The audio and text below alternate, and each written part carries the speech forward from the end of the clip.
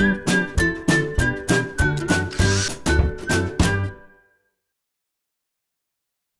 it's Steve. Today we're going to show you how to change the bellows clamp on your front load washer, and it's a really easy job.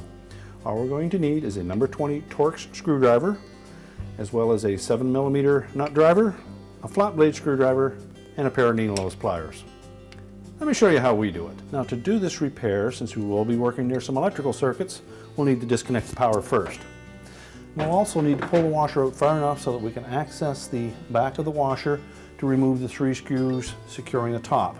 So using a 7mm nut driver or our number 20 Torx screwdriver, we'll remove 3 screws across the back that secure the top panel to the cabinet.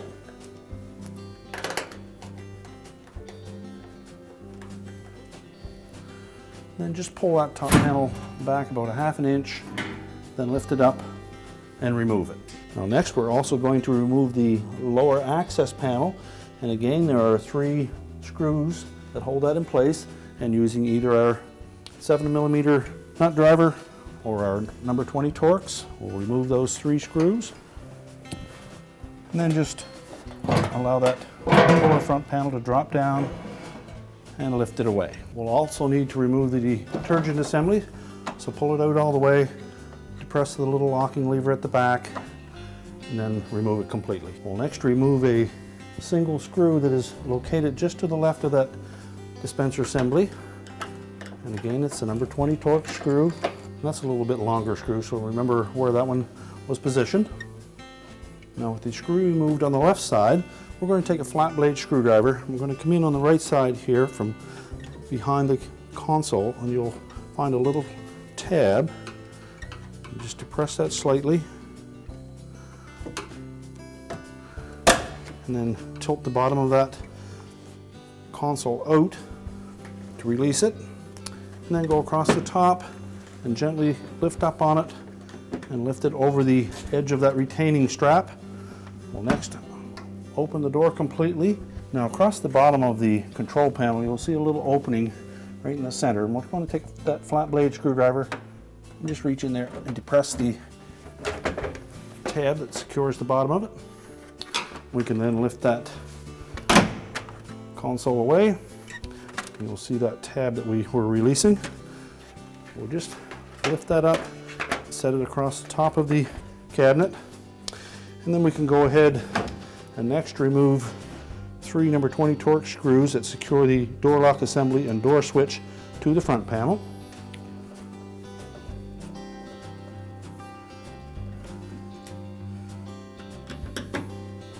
And next, we're going to remove the spring clamp from around the front of the bellows. And down in about the 6 or 7 o'clock position, you'll find a spring.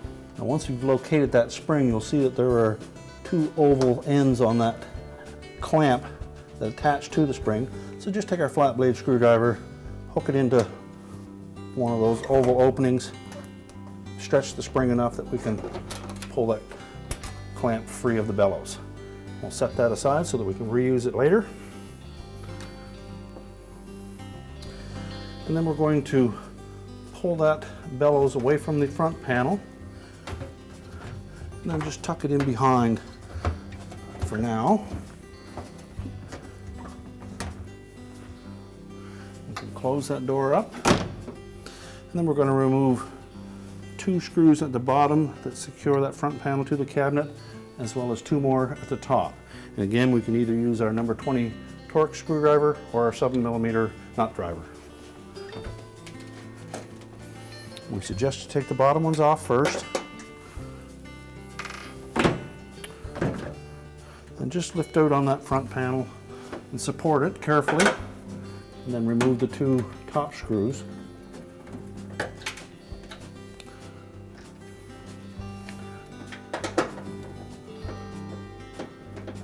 Remember to support that whole assembly as you remove the screws.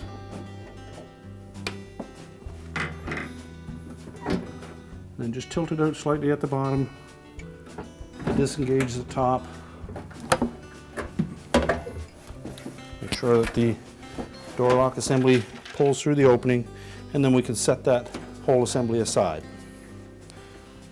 Now to remove that bellows from the water inlet, you just want to carefully roll that off, but support that tube so that we don't damage it.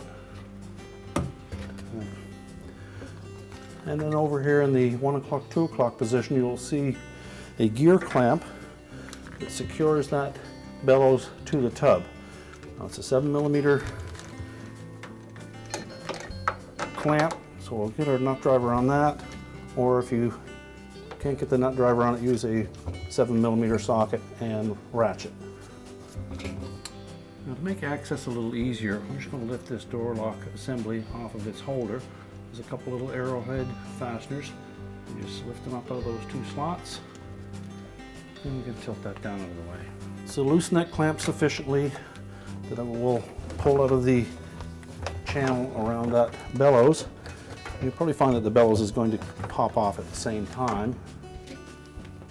Now if you're not replacing the bellows at the same time, we just need to lift the clamp away. You may need to hold that bellows in place so that we don't disturb it.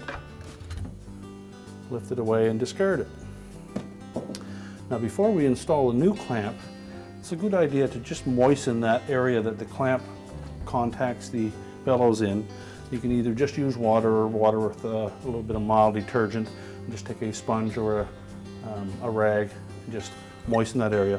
That will allow that clamp to slide easily on the soft rubber of the bellows. Now if you're replacing the bellows, our next step would be to just pull that bellows off and get it out of the way. We can go ahead and replace the clamp. So we'll very carefully tuck that in behind the inlet tube, and then make sure it fits into the channel around the edge of that bellows. Just pull that tub forward enough that we can get our nut driver or socket on the end of that clamp. Check to make sure it hasn't popped off anywhere. And then continue to tighten it. And once the clamp is secure, we can insert the fill tube into the opening on that bellows. Now when fitting the bellows over this water inlet tube, you can just moisten that inside of that opening a little bit to make it slide on a little easier. Make sure it's nice and tight all the way around and that we haven't got any twists in it. And then we can proceed to the front panel. We'll next reposition that door lock assembly, and then we can put the front panel back on. Now when reinstalling the front panel, we're going to tuck these 2 little ears up under the cross piece on the top.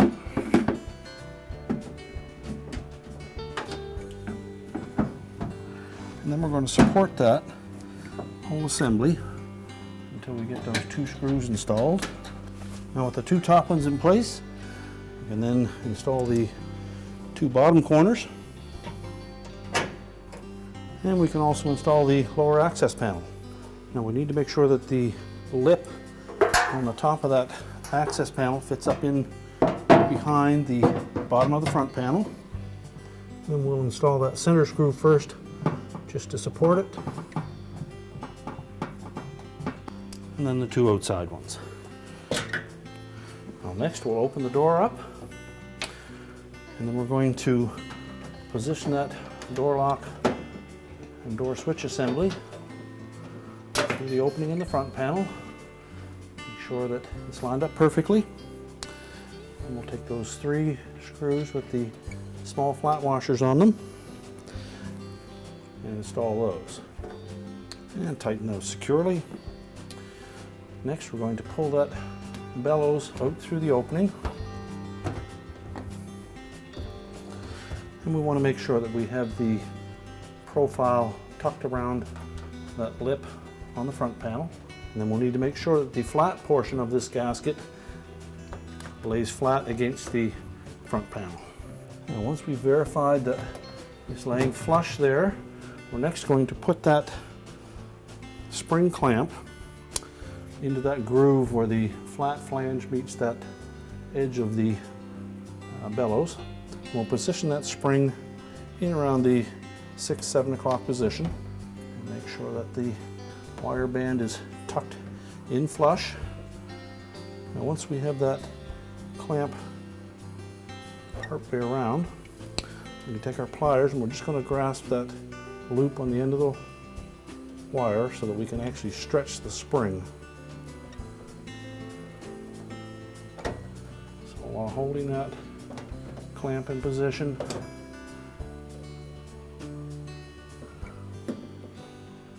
stretch the spring, and that will allow us to fit the rest of it around the bellows.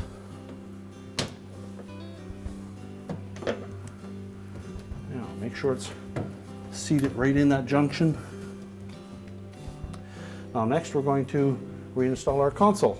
Now when reinstalling the console, we'll need to line up this projection here in that opening. We're also going to want to make sure that this one lines up where the screw will attach, and also this tab will fit through that slotted opening on the right hand side. So hook the bottom in first, line it up, and then just push sharply in on the bottom so that that tab catches on the bottom first. And then we can go along the top and lift it up over that white plastic portion and make sure all of those clips engage. And we'll secure it with the one screw on the left side. Next we'll install the detergent dispenser. Line up the slotted edge on the left with the little channel. Push it in. And then we can put the main top on. So we're going to set that main top back about ½ an inch from the back edge of that console. Lay it flat. Push it forward to engage. And then we'll install the 3 retaining screws across the back. We're now ready to reconnect the power, and our repair is complete.